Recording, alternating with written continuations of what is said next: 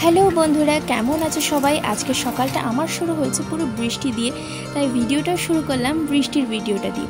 তো যেহেতু এখন শ্রাবণ মাস চলছে, তাই ভাবলাম শিব ঠাকুরকে নিয়ে একটা সুন্দর কাজ করা যাক। তা আমার কাছে এই ছোট্ট কাঠের বোর্ডটা ছিল, তো এর উপর থেকে অনেকদিন ভাবছি কি করি, তাই আজকে ভাবলাম এই কাজটাই করে ফেলি। তো প্রথমে আমি দেখো এখানে কালার দিয়ে খুব সুন্দরভাবে শেড করে নিয়েছি। তারপরে পেন দিয়ে আমি একটা শিবলিঙ্গ এঁকে নিয়েছি। এটার উপরেই এবার আমি ক্লে দিয়ে একটা 3D এফেক্ট দেব। তো তোমরা কারা কারা ক্লে দিয়ে কাজ করতে ভালোবাসো অবশ্যই কিন্তু কমেন্ট করে জানিও। আমার কিন্তু ক্লে দিয়ে কাজ করতে খুব ভাল লাগে। তো পরপর আমি কীভাবে করছি সেটা স্টেপ অনুযায়ী আমি দিয়ে দিয়েছি, তোমরা দেখতে থাকো।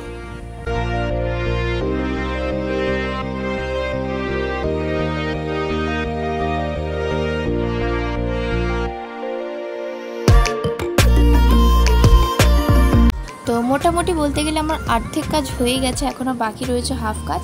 তো এটার বর্ডার অনুযায়ী আমি হোয়াইট কালারের ক্লে দিয়ে সেরকম সরু করে আঠার সাহায্যে আটকে নিচ্ছি একটা রাউন্ড শেপে।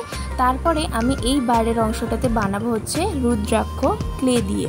তো প্রথমে আমি এরকম ব্রাউন কালারের যে কালারটা সেটা আমি গোল গোল করে এরকম শেপ করে আঠা দিয়ে আটকে নিয়েছি। আর কম্পাসের সাহায্যে আমি এরকমভাবে খোঁচা মেরে মেরে ফুটো করে করে এটাকে রুদ্রাক্ষের আকার দিয়েছি। তো তোমরা এটা সাথে সাথেই করো, কারণ হাওয়া দিলে শুকিয়ে গেলেই কিন্তু কম্পাস দিয়ে ফুটো করতে অসুবিধা হবে। তো দেখো এটা আমার কমপ্লিট হয়ে গেছে, কেমন লাগছে অবশ্যই কিন্তু জানাবে। তো এই ছিল আজকের ভিডিও, দেখা হচ্ছে নেক্সট ভিডিওতে।